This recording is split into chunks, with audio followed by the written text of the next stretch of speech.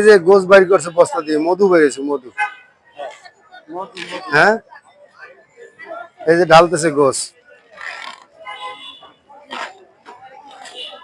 রে কিরে কিরে রে, সব নিয়ে আইছে রে, কিছু রাই নাই।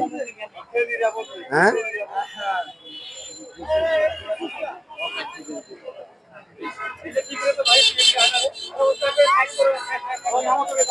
এই যে দর্শক গোস নিচ্ছে কিনা, যারা কোরবানি দেয় তারা কিনে নিচ্ছে, আর এরা সারাদিন গোস নিয়ে আইসা গোস জোগাড় করে টোকাইয়া গোস বিক্রি করতেছে, টাকার যায়। এই দেখেন,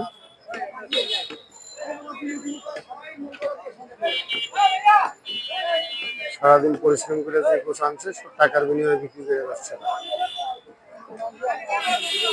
সবাই কিনতেছে, কেনার একটা ভিড় পড়ে গেছে।